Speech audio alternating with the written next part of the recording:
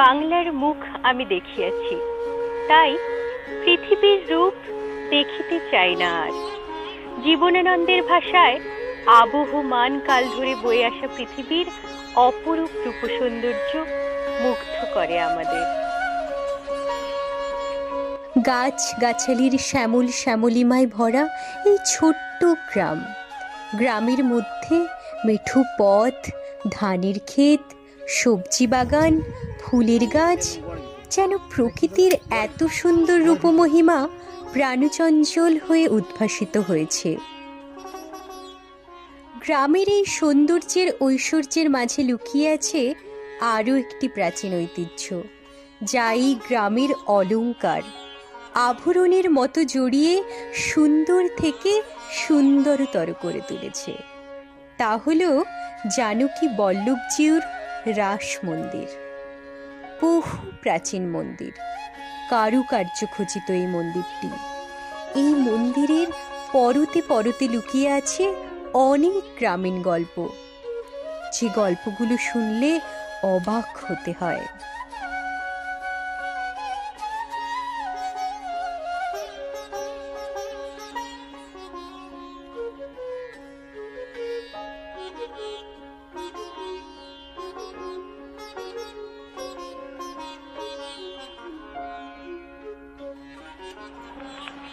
প্রিয় দর্শক, আজ আমি আপনাদের নিয়ে যাব সুদূর পশ্চিম মেদিনীপুরের এক প্রত্যন্ত গ্রামে। গ্রামটির নাম তিলন্তপাড়া। স্থানীয় বাসস্ট্যান্ড জলচক থেকে প্রায় 3 কিলোমিটার দক্ষিণে এলেই এই পুরনো ঐতিহ্যের গ্রামে পৌঁছানো যায়। প্রথমেই তিলন্তপাড়া বাজার।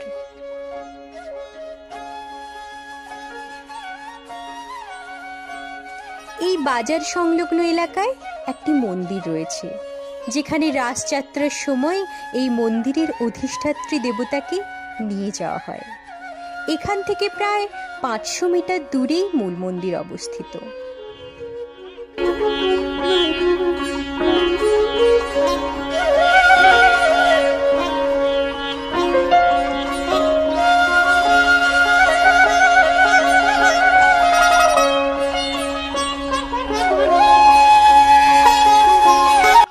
এই মন্দিরের প্রথমেই রয়েছে নাট মন্দির, যেটার উচ্চতা প্রায় 40 ফুট এবং প্রস্থ প্রায় 30 ফুট এবং দৈর্ঘ্য রয়েছে প্রায় 60 ফুট।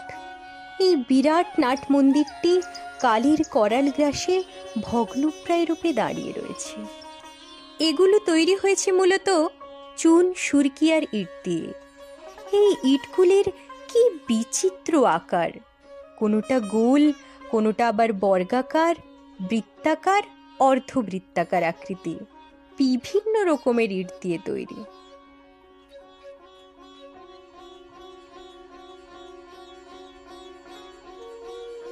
এই মন্দিরের কোথাও কোনো লোহার রডের ব্যবহার নেই।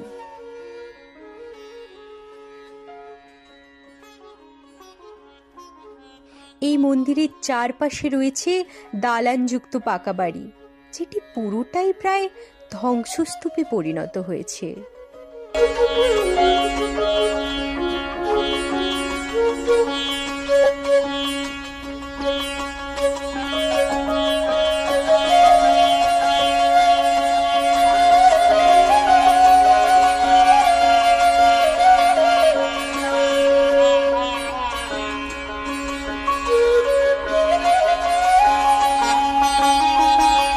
মন্দিরের সামনে রয়েছে একটি শ্বেত হস্তির মূর্তি।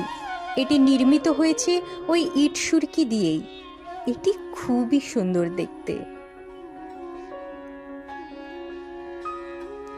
মন্দিরের গাত্রে রয়েছে টেরাকোটা, ট্র্যাকো এবং শঙ্খের সুনিপুণ কারুকার্য।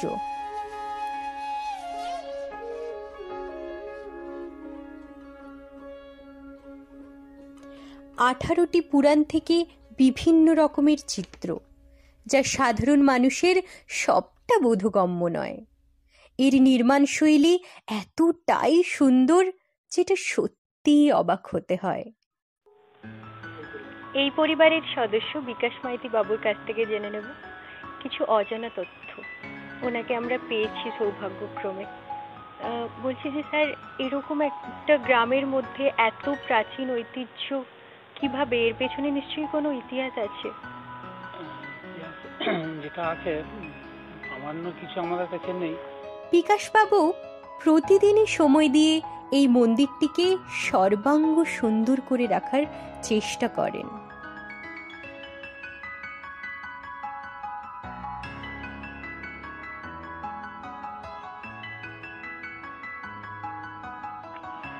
এই পরিবারেরই আরো একজন সদস্য গোপাল বাবুকে আমরা পেয়ে গেছি, যিনি হাজার ব্যস্ততার মধ্যেও এই ঐতিহ্যকে বয়ে নিয়ে যাওয়ার চেষ্টা করে চলেছেন।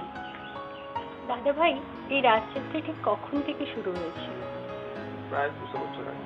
গোপাল বাবু সর্বদা এই ঐতিহ্যকে নিয়েই চিন্তা করেন।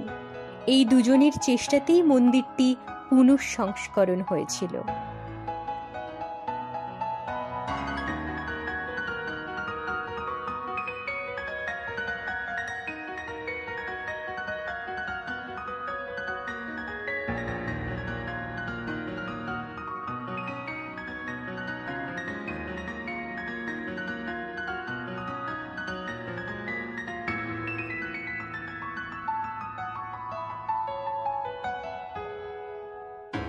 জানা যায় গঙ্গারাম মাইতির আমলেই এই মন্দিরটি প্রতিষ্ঠা হয়।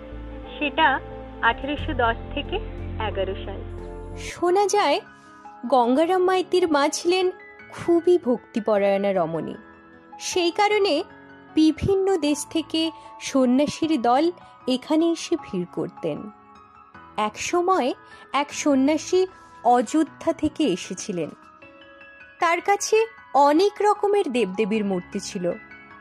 তখন ওই বৃদ্ধা ভদ্র মহিলা স্বপ্নে দেখেন ওই সন্ন্যাসীর কাছে এক রাধা কৃষ্ণের যুগল মূর্তি আছে। ওই দেবতা অর্থাৎ কৃষ্ণ তাকে স্বপ্নাদেশ দেন ওই সন্ন্যাসীর কাছ থেকে যেন উদ্ধার করে তিনি তার বাড়িতে মূর্তিটি রেখে দেন এবং তার পুজো করেন। এতে তার সংসারের উন্নতি হবে। তাই তিনি সন্ন্যাসীর সঙ্গে দেখা করেন এবং ওই মূর্তিটি পুজো করার জন্য চাইতে থাকেন। কিন্তু সন্ন্যাসী ওই মূর্তিটিকে দিতে চাননি। তবে তিনি কথা দেন পরের দিন তিনি মূর্তিটি দেবেন।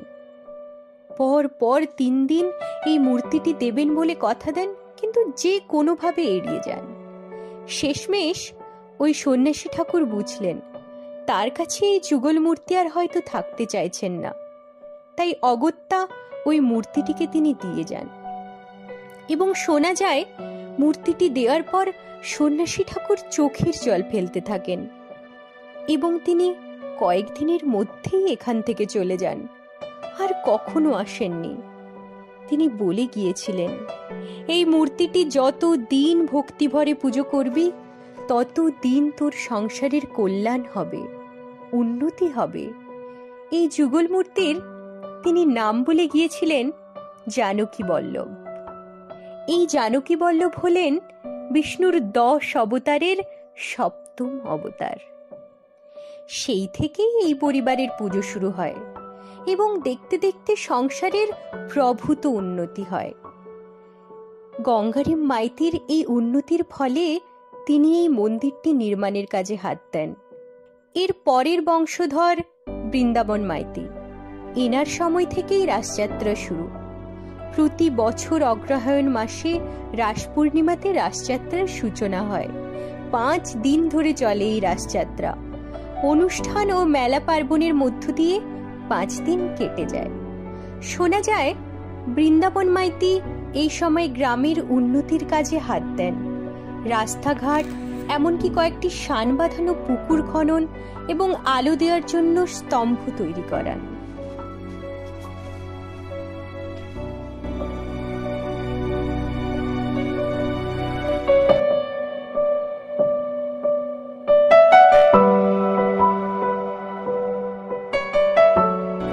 গ্রামবাসীদের বাড়িতে বাড়িতে আত্মীয়দের আগমন ঘটে, আর অগ্রহায়ণ মাসের পাকা আমন ধানের গন্ধে সারা গ্রাম মোমো করতে থাকে।